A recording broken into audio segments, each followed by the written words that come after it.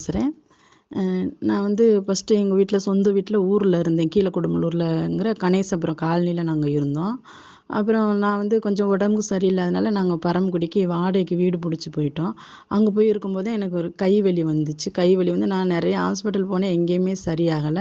அப்புறம் கலைவாணி சிஸ்டர் மூலமா எனக்கு இந்த கூடுகைக்கு என்னைய அறிமுகப்படுத்தி விட்டுச்சு. "அக்கா வாங்கக்கா" நெறைய தடவ சொல்லுச்சு. நான் போகல. அப்புறம் இந்த கை வலிச்சதுனால, சரி போய் பார்ப்போன்ட்டு நான் வந்து ஆன்லைன்ல அட்டெண்ட் பண்ணேன். 2டே நாள்ல 2 நாள்ல எனக்கு ஆண்டவர் அற்புதமா சுகம் குடுத்தாரு. அது வந்து டாக்டரே சொன்னாங்க, "இது வந்து கடைசி வரைக்கும் சரியாகாது. இது எலும்பு தேய்மானம்ப்பா.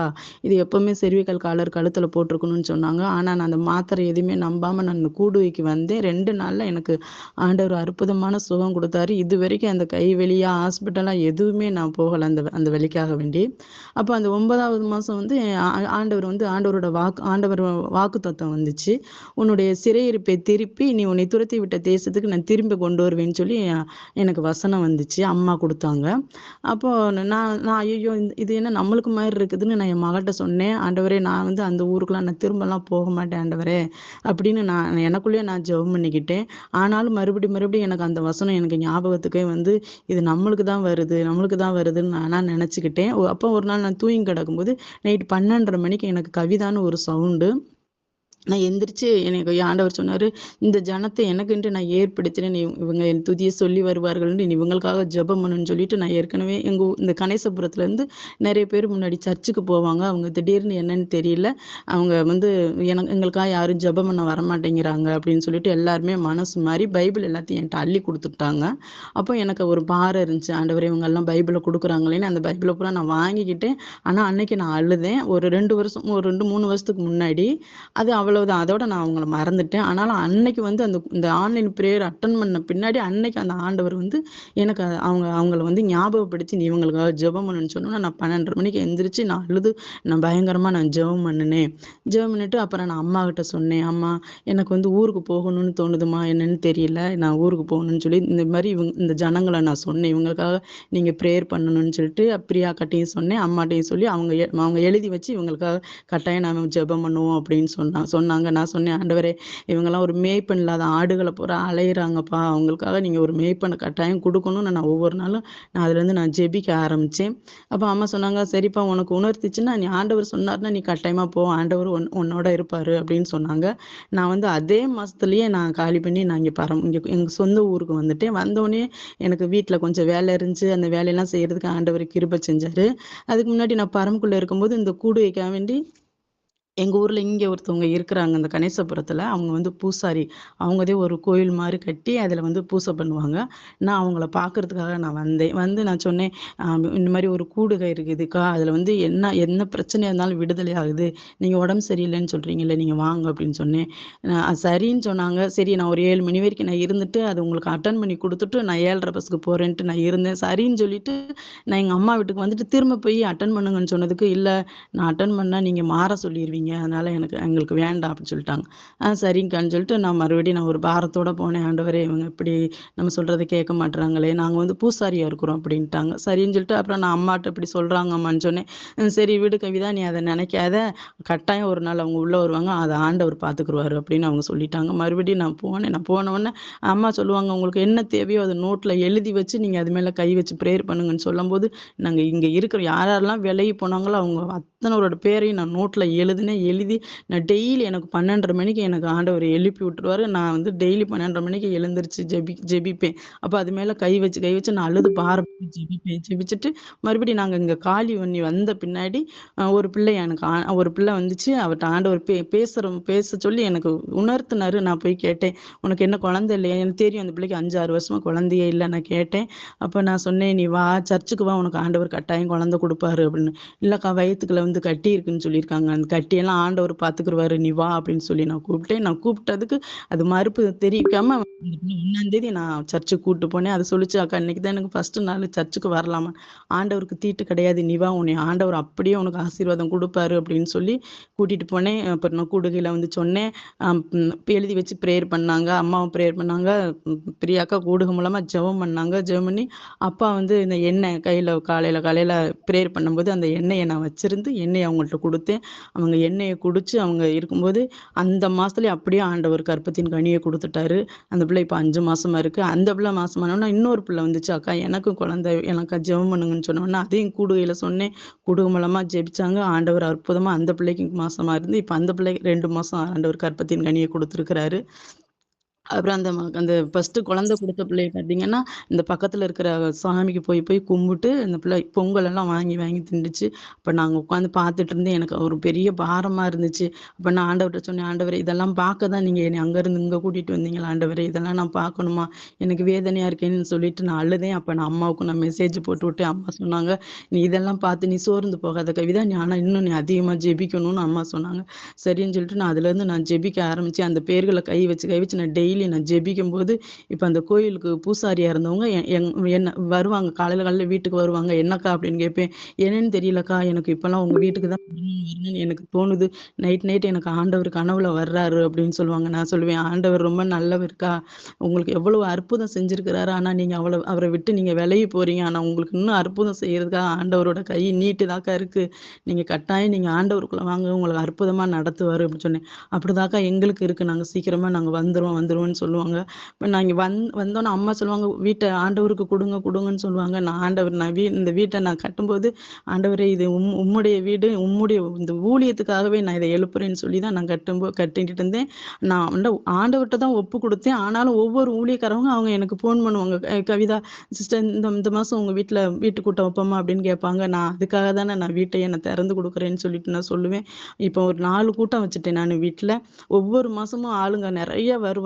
போன மாசம்லாம் பார்த்தீங்கன்னா, நாங்க ஒரு 40 பேர் வருவாங்க, இல்ல ஒரு 50 பேர் வருவாங்கன்னு சொல்லிட்டு 5 படி அரிசி போட்டு 7 கிலோ மீன் எடுத்து நான் செஞ்சேன்.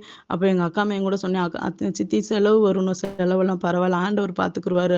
ஆனா ஊழியத்துக்கு வீட்டுக்கு வரவங்க யாரும் பசியோட போக்கூடாதுன்னு நான் வர்றவங்க 4 கூட்டத்துக்குமே நான் சாப்பாடு போட்டு தான் நான் அனுப்புனேன். இப்போ போன மாசம் ஒரு 50 பேருக்கு தான் நாங்க சாப்பாடு செஞ்சிருந்தோம். அது ஆளுங்க பார்த்தீங்கன்னா, கரெக்ட்டா 107 பேர் வந்துட்டாங்க. பிரேயர் முடியும்போது அதுவும் நாங்க பயந்துட்டோம். ஐயோ! எப்படி சாப்பாடு சரியாகுமா இல்லையான்னு இருந்தாலும் ஆண்டவர்ட்ட நம்ம நாங்க ஜெபம் பண்ணி, நாங்க அத குடுக்கும்போது அவ்வளோ பேரும் சாப்பிட்டு கரெக்ட்டா நாங்க கழுவும்போது ஒரு ஆள் சாப்பாடு மிஞ்சுச்சு. அந்த ஒரு ஆள் சாப்பாடையும் அங்க ஒரு வயசானவங்களுக்கும் அதையும் நான் குடுத்து விட்டேன். ஆண்டவர் அவ்வளோ ஆசீர்வாதமா நடத்துனாரு. அப்புறம் பார்த்தீங்கன்னா, அந்த பூசாரியா இருந்தவங்க வந்து, இந்த வார ஞாயிற்றுக்கிழமை சர்ச்சுல நாங்க உட்கார்ந்துட்டு இருக்கிறோம். எனக்கு முன்னாடி ஒரு இடம் மட்டும் கிடந்துச்சு. அது ஆராதனை நடந்துகிட்டு இருக்கும்போது நான் கண்ண மூடிட்டு நான் முழிச்சு பார்க்குறேன். எனக்கு முன்னாடி வந்து அந்த பூசாரியா இருந்தாங்கல்ல, அவங்க அந்த அக்காவும், அவங்க புருஷன் பின்னாடி 2 பேரும் புது பைபிளோட பேப்பர் கூட கிழிக்கல. 2 பேரும் புது பைபிளோட 2 பேரும் முன்னாடி வந்து உட்கார்ந்துட்டு இருக்கிறாங்க. அப்புறம் நான் ஆராதனை முடிஞ்ச உடனே நான் அவங்கள்ட்ட கேட்டேன். "ஆமாக்கா, நாங்க இனிமேல் இங்க தான் சர்ச்சுக்கு தான் வருவோம். இனிமேல் அதுக்கெல்லாம் நாங்க போக மாட்டோம். நீங்க நீங்க சொல்லி எங்களுக்காக ஜெபம் பண்ண சொல்லுங்கன்னு" சொன்னோனே, நான் அப்புறம் பாஸ்டர கூட்டிட்டு போய் நான் ஜெபம் பண்ணேன். அப்புறம் வீட்ல வர்றேன். வீட்டுக்கு வந்துட்டு மத்தியானம் நான் எதார்த்தமா அவங்க வீட்டுக்கு போறேன். அந்த வீட்டுக்குள்ள உள்ள விக்கிரகர படங்கள் எல்லாத்தையும் எடுத்து ஒண்ணு கூட இல்ல. அவ்வளோ வச்சிருந்தேன். அவங்க அவங்க பார்த்தீங்கன்னா, இங்க இருக்கிறவங்களுக்கு பூரா கையில கயிறு கட்டி விட்டு அவங்க தான் சாமி ஆடுவாங்க. நான் பார்த்துக்கிட்டே இருப்பேன். எங்க நெத்தியில பெரிய பொட்டு வச்சு, மஞ்சள் நெறைய வச்சு ஃபுல்லா எல்லாத்துக்கும் அவங்க தான் கயிறு கட்டி விடுறது, திண்ணூறு போடுறது அப்படி ஆடுனவங்க பார்த்தீங்கன்னா, எல்லாத்தையும் கழட்டி போட்டுட்டு ஆண்டவரோட பிள்ளை இப்படி இருப்பாங்க. அவ்வளோ ஒரு அழகா மஞ்சள் கிஞ்சள் எதுவும் தேய்க்காம பொட்டு எதுவுமே இல்லாம அவ்வளோ சந்தோஷமா இருந்துச்சு அந்த வீட்ட போய் நான் பார்க்கும்போது. அப்படியே நாங்க இனிமேல் எதுக்குமே நாங்க போமாட்டோம்க்கான்னு 2 பேரும் மனசு மாரி இப்ப அவங்க வீட்டுக்குள்ள பைபிள் மட்டும் தான் இருக்கு.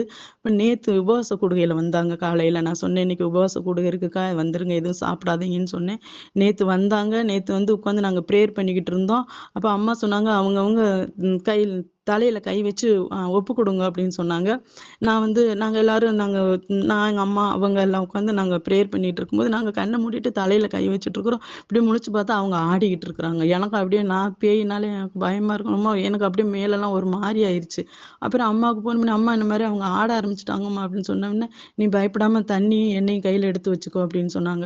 நான் எடுத்து வச்சுட்டு, "நீ தண்ணிய மூஞ்சில அடின்னு" சொன்னோனே, நான் எங்க அம்மாட்ட தண்ணிய குடுத்தேன். எங்க அம்மா, "நீ தானே அடிடி" அப்படின்னு சொன்னோனே, அம்மா சொல்லிட்டாங்க, "ஏன் நீ தண்ணி யார்ட்டயும் குடுக்காத. நீ அடி கவிதான்னு" சொல்லிட்டாங்க. அப்புறம் நான் வந்து கொஞ்சம் பயமா தான் இருந்துச்சு. அம்மா அம்மா வந்து கொஞ்சம் வேகமா பேசின உடனே எனக்கு கொஞ்சம் தைரியம் குடுத்துருச்சு. இயேசுவின் ரத்தம் ஜெயம்ன்னு சொல்லி நான் அடிச்சேன். ஒரு 6 தடவ அடிக்க சொன்னாங்க. 6 தடவ அடிச்ச உடனே அவங்க அப்படியே கண்ண முழிச்சுட்டாங்க. அப்புறம் அவங்க வாயில இந்த எண்ணெயும் தண்ணியும் ஊத்துன உடனே அவங்க சமாதானமாயிட்டாங்க. அப்புறம் நேத்து சாயந்தரம் அவங்க மச்சான் ஒருத்தர் ஊருக்குள்ள ஊழியம் செய்றவரு இருக்கிறாரு. அப்புறம் அவரு வந்தாரு. அவர வர வச்சு அவங்க வீட்ல போய் நேத்து நாங்க எல்லாரும் வீட்டு பிரேயர் அங்க ஆராதனை வச்சு வீட்டு பிரேயர் நடத்திட்டு வந்தோம். கர்த்தருக்கு கோடான கோடி நன்றி. அப்புறம் எங்க வீட்டுக்காரரும் நானும் வந்து பெ பேசி நாங்க 2 பேரும் பிரிஞ்சு ஒரு 10, 15 வருஷம் இருக்கும். நாங்க பேச்சுவார்த்தைலாம் கிடையாது. என் மகள்ட்ட மட்டும் தான் பேசுவாரு. அப்ப அந்த கூடைக்கு வந்தோனே அம்மா சொல்லுவாங்க, "உன் கணவர் எங்கன்னு?" கேட்பாங்க. "இல்லம்மா நாங்க பேசிக்கிறது இல்லம்மா" அப்படின்னு சொல்லுவேன். கட்டாயம் வருவாருன்னு அம்மா தான் ஜெபம் பண்ணாங்க. நான் வந்து அவருக்காக நான் ஒரு நாள் கூட நான் ஜெபம் பண்ணவே இல்ல. அம்மா வந்து ஜெபிப்பாங்க. கணவரோட தான் வரணும், குடும்பத்தோட தான் வரணும்னு ஒவ்வொரு நாள் ஜெபம் பண்ணுவாங்க. அப்ப பார்த்தீங்கன்னா, திடீர்னு ஒரு நாள் வீட்டுக்கு வந்து அந்த மாசம் வந்து வீட்டுக்கு வந்து காலையில 6 மணி பிரேயர்ல நான் உட்காந்துட்டு இருக்கிறேன். வந்து கதவ தட்டுனாரு. கதவ தட்டுனோனே திறந்துட்டு மகள்ட்ட மட்டும் வீட்டுக்குள்ள எப்பவும் வரமாட்டாப்புல. அப்பதான் ஃபர்ஸ்ட்டா வீட்டுக்குள்ள வர்றாரு. மகள்ட்ட வந்து பேசிட்டு இருந்தாரு. நான் பேசல. ஆனாலும் நம்ம ஆண்டவரோட வார்த்தைக்கு கீழ்ப்படியணும்னு நான் ஆண்டவர்ட்ட நான் ஜெபம் பண்ணேன். ஆண்டவரே எனக்கு என்னோட இருதயத்த மாத்துங்கப்பா. நான் வந்து அவர வந்து ஏத்துக்கிற மனநிலைமையில நாங்க இல்ல. ஆனாலும் நீங்க மாத்தணும்னு நான் ஒவ்வொரு நாளும் நாங்க ஜெபிக்கும்போது, இப்ப வந்து நாங்க 2 பேரும் ரொம்ப சந்தோஷமா இருக்கிறோம். இப்ப வந்தோனே இங்க தான் வருவாரு, இங்க தான் இருப்பாரு. எனக்கு என்ன தேவையோ அதெல்லாம் செய்றாரு. தண்ணி கூட அவர் தான் மோந்து குடுக்குறாப்புல. அந்த அளவுக்கு ஆண்டவர் எங்க குடும்பத்த ஆசீர்வாதமா வச்சிருக்கிறாரு. ஆனா ஒரு நாள் கூட நான் வந்து எனக்காக நான் முழங்கால் போட்டு நான் ஜெபிக்கும்போது, ஆனா டெய்லியுமே நான் நைட் இன்னைக்கெல்லாம் 2:30 மணிக்கு எந்திரிச்சு இப்ப 6:30 வரைக்கும் நான் பிரேயர்ல தான் இருக்கிறேன். நான் ஒரு நாள் கூட எனக்கு தேவையோ, என் பிள்ளைக்கு தேவையோ, குடும்பத்துக்கு தேவை அது நான் எதுவுமே கேட்க மாட்டேன். நான் பண்ற ஜெபம் பூரா நீங்க என்ன நோக்கத்துக்காக இங்க கொண்டு வந்தீங்களோ, அந்த நோக்கத்த நிறைவேத்தணும். அதுதான் என்னோட வாஞ்சைன்னு நான் ஜெபிக்கும்போது, முந்தா நாள் கூட செவ்வாய்க்கிழமை நைட்டு கூட ஆண்டவரே நீங்க என்ன திட்டத்துக்காக கொண்டு வந்தீங்களா? இல்ல நானா வந்துட்டேனா ஆண்டவரே எனக்கு தெரியலன்னு சொல்லும்போது, அம்மா வந்து அப்போஸ்தலர் 26ஆம் அதிகாரத்திலிருந்து 17, 18 வசனம் குடுத்தாங்க. அவர்கள் என்னை பற்றும் விசுவாசத்தினாலே பாவ மன்னிப்பையும், பரிசுத்தமாக்கப்பட்டவர்களுடைய சுதந்திரத்தையும் பெற்றுக்கொள்ளும்படியாக அவர்கள் இருளை விட்டு ஒளியிடத்திற்கும், சாத்தானுடைய அதிகாரத்தை விட்டு தேவனிடத்திற்கும் திரும்பும்படி, நீ அவர்களுடைய கண்களை திறக்கும் பொருட்டு இப்பொழுது உன்னை அவர்களுக்கு அனுப்புகிறேன் என்று என்றார். அப்படின்னு ஆண்டவர் அம்மா வசனம் குடுத்தாங்க. ஆண்டவரோட வசனம் குடுத்தாங்க. நான் அப்ப கூட விசுவாசிச்சேன். ஆண்டவரே இவங்கள வெளியில கொண்டு வரதுக்காக தான் நீங்க என்னைய கொண்டு வந்திருக்காங்க. நான் அவங்களுக்காக நான் டெய்லி நான் ஜெபிக்க மட்டும் தான் செய்வேன். ஆண்டவரே அவங்களுக்கு நீங்க தான் கிரியை செய்யணும்னு சொல்றேன். இப்ப பார்த்தீங்கன்னா, அவங்க டெய்லி அந்த கும்பிடுற சாமி சும்மா கிடக்குது. யாரும் அது பக்கத்திலேயே போறதில்ல. அவ்வளோ இது பண்ணி வச்சுட்டுருப்பாங்க. இப்ப யாருமே இங்க போறதில்ல. இப்ப இங்க என்ட்ட தான் அவங்க வந்தவுடனே இங்க என்கிட்ட தான் வர்றாங்க. இங்க தான் பிரேயர் பண்ண சொல்றாங்க. ஆண்டவர் இந்த இடத்துல என்னை என்னத்துக்காக கொண்டு வந்திருக்கிறாரோ, அவருடைய திட்டம் நிறைவேறணும். அதுமாரி பார்த்தீங்கன்னா, முன்னாடி வந்து ஆலயம் இங்க எழுப்புறதுக்கு யாருமே எந்த ஒரு முயற்சியும் எடுக்கல. நான் கூடுகையில சொன்னேன். கூடுகையில சொல்லி கூடுகையில ஜெபம் பண்ணாங்க ஆலயத்த. அவங்க எழுதி வச்சு ஜெபம் பண்ணிட்டு இருக்கிறாங்க. இப்போ வந்து 2 பேர் வந்து நான் ஆலயம் கட்டுறேன், நீ ஆலயம்ன்னு 2 பேர் வர்றாங்க. அப்போ கட்டாயம் ஆண்டவர் ஆலயத்த எழுப்பி குடுப்பாரு. அதுக்கு சரியான இடம் இன்னும் கொஞ்சம் அமையலாம். ஆனா ஆலயம் கட்டுறதுக்கு ரெடியா இருக்காங்க. அதுக்கும் ஆண்டவரு கட்டாயமா குடுப்பாரு. நான் அந்த கூடுகையில நான் கேட்டுக்கிறேன். எனக்காக எல்லாரும் ஜெபிக்கணும். கர்த்தருக்கு ஸ்தோத்திரம். பரவால்ல. கர்த்தர் நல்லவர்.